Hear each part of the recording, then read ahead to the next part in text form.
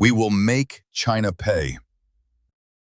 That's what politicians have said for years. Here's who actually paid: American importers, American retailers, American consumers. You. Topic: what a tariff actually is. A tariff is a tax. That's the whole definition. A tax on goods coming into a country from another country. An importer is simply an American company that buys goods from another country and brings them here. When a company in America orders $1 million worth of electronics from a factory in China, and there's a 25% tariff on those electronics, that company pays the U.S. government $250,000 before those goods can enter the country. Not to the Chinese government, not to the Chinese factory, to the U.S. Treasury. This is the most important sentence in this entire video, and most people in America have it completely backwards. Foreign countries do not pay tariffs. American importers pay tariffs. American consumers pay tariffs. When a politician says, "We're going to make China pay," what they're actually doing is taxing American companies that import Chinese goods, and those companies pass the cost to American shoppers. China's manufacturers still get paid exactly what they charged. Now, why would any government do that? And has it ever worked? That's the entire story. Let's go through it properly. Tariffs have existed for thousands of years. They were once the primary way governments funded themselves, before income taxes existed. The U.S. government ran almost entirely on tariff revenue for its first 130 years. Today they're used differently, and understanding that shift is what makes everything else make sense. Section 2. The math. Following one product. Let me show you exactly how a tariff travels through the economy to your wallet. We'll follow one product, a pair of sneakers. Before tariffs, Chinese factory makes them, sells to U.S. importer for $30. U.S. importer adds margin, sells to retailer for $50. Retailer adds margin, sells to you for $80. Tariff paid to U.S. government, $0.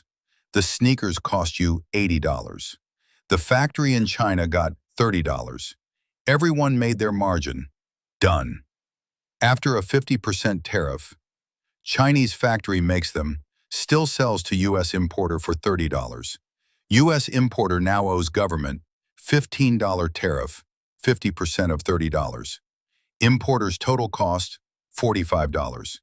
Importer adjusts margin, then sells to retailer for $65. Retailer adjusts margin, then sells to you for $100. You pay $20 more. The factory in China still got $30. The Chinese manufacturer's revenue didn't change. The tariff went to the American government, and the cost landed on American consumers. Now multiply this across millions of products: electronics, clothing, furniture, appliances, auto parts, and you understand why studies after the 2018 tariffs on China found that American consumers and businesses bore essentially all of the cost of those tariffs. The Federal Reserve estimated the 2018 to 2019 tariffs cost the average American household over $1,200 per year. That money didn't go to China. It went to the U.S. Treasury and into higher prices. Now apply this math to what happened in 2025. At one point, the U.S. imposed tariffs of 145% on goods from China. Chinese factory still sells to U.S. importer for $30. Tariff at 145%, $43.50. Importer's cost, $73.50. Cost to retailer after margin, $100 plus. Cost to you, potentially $130 to $140. The $30 sneaker now costs you $130. The manufacturer still got $30. You paid $130. At that rate, the practical effect is that American importers simply stop importing from China, not because China is penalized, but because the math no longer works for anyone.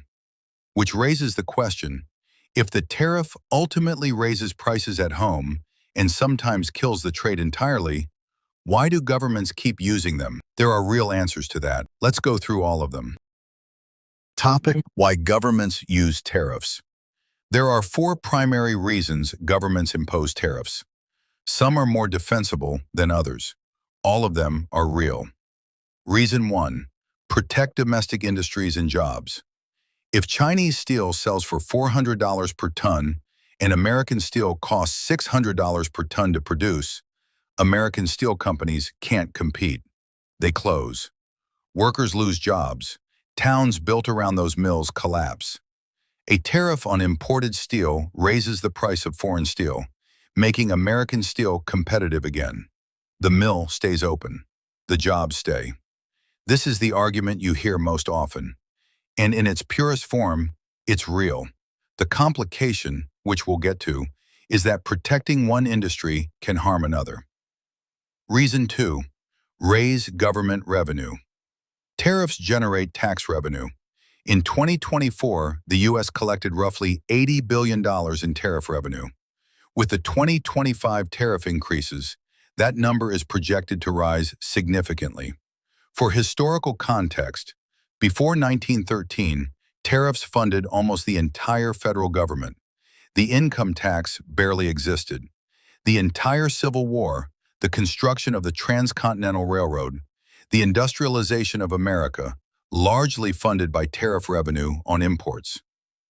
Reason 3. National security. This is the most intellectually serious argument for tariffs, and the one that has gained the most traction across both political parties in recent years. COVID exposed a terrifying vulnerability. The United States depended on foreign countries, including China, for critical medicines, medical equipment, and semiconductor chips. When supply chains broke in 2020, hospitals ran out of ventilators, pharmacies ran out of generic drugs, and car makers shut down because they couldn't get computer chips. A country that can't produce its own medicines, its own semiconductors, its own steel in a crisis, has a genuine national security problem. Tariffs are one tool for rebuilding that capacity domestically, even if it costs more in normal times. This is why even economists who oppose most tariffs often support targeted ones on semiconductors, pharmaceutical ingredients, and critical minerals. Reason 4. Negotiating leverage. Tariffs are a weapon in trade negotiations. You impose them, or threaten to force another country to change its behavior. Want a country to open its markets to American exports? Threaten their exports with tariffs. Want them to enforce intellectual property protections? Same tool. The theory: the other country faces enough economic pain that they agree to your terms. You lift the tariffs, everyone wins. The practice, as we'll see, is messier. Topic: the history lesson. When tariffs broke the world. To understand why economists lose sleep over trade wars, you have to know what happened in 1930. The year was already bad. The stock market had crashed in 1929. Banks were failing. Unemployment was rising. The Great Depression had begun. Congress decided the solution was tariffs. Two congressmen, Reed Smoot of Utah and Smoot-Hawley of Oregon, wrote a bill that raised tariffs on over 20,000 imported goods to the highest levels in American history. The logic: if we make foreign goods more expensive, Americans will buy American goods. Factories will stay open. Jobs will be saved. Over 1,000 economists signed a petition begging President Hoover not to sign it. He signed it anyway. June 17, 1930, the Smoot-Hawley Tariff Act becomes law. What happened next is one of the clearest examples in economic history of a policy backfiring catastrophically. Canada, Britain, France, Germany, and dozens of other countries retaliated. They raised tariffs on American goods. American farmers, who exported massive amounts of wheat, corn, and pork, lost their export markets almost overnight. Between 1929 and 1934, global trade fell by 65%. American exports collapsed. Factories that relied on foreign parts couldn't function. The Depression, which might have been a severe recession, became a decade-long catastrophe. Smoot-Hawley didn't cause the Great Depression, but it is widely considered one of the policies that made it dramatically worse and significantly longer. The lesson learned by economists and policymakers: trade wars don't have winners.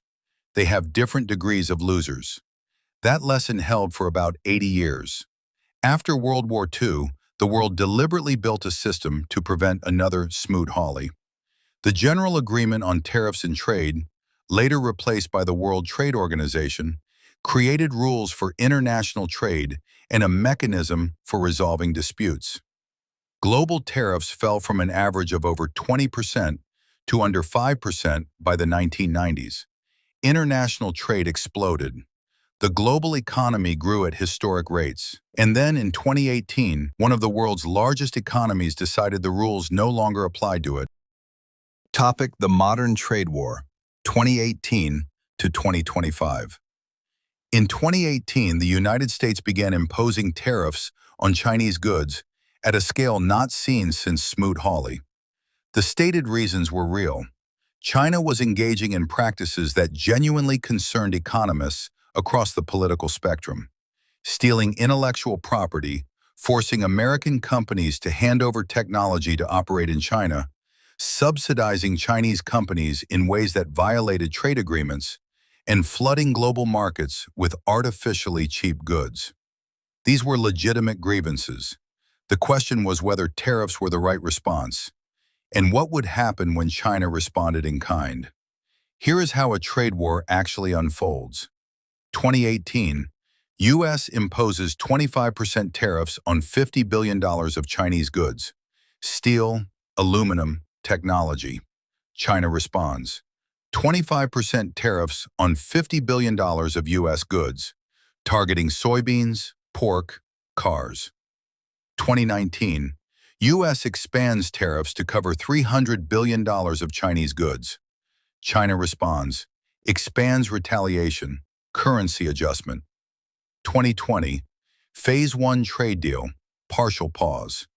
2021 to 2024, Biden administration keeps most Trump tariffs, adds new ones on EVs and technology. April 2025, U.S. imposes sweeping new tariffs, including 145% on Chinese goods. China responds, 125% tariffs on American goods. Notice the pattern. Every American tariff increase triggered a Chinese retaliation. Every Chinese retaliation triggered more American tariffs. This is not a coincidence. This is the predictable mechanics of trade wars. When China chose what to retaliate against, they didn't pick randomly. They targeted American farmers, specifically soybean, pork, and corn producers, with surgical precision. Why? Because American agricultural exports to China were enormous. China was the largest buyer of American soybeans in the world, and farmers are politically powerful in American swing states. Soybean prices crashed. Farmers who had spent years building relationships with Chinese buyers watched those contracts disappear overnight. The U.S. government responded by sending farmers $28 billion in direct subsidies, taxpayer money, to compensate for losses caused by the tariffs. American consumers paid higher prices for Chinese goods.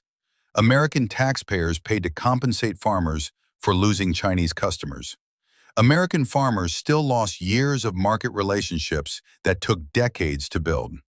The scoreboard of the 2018 to 2019 trade war, as measured by independent economists, the U.S. did not significantly reduce its trade deficit with China. Chinese exports to the U.S. shifted somewhat to other countries and back through third parties. American importers paid the tariffs.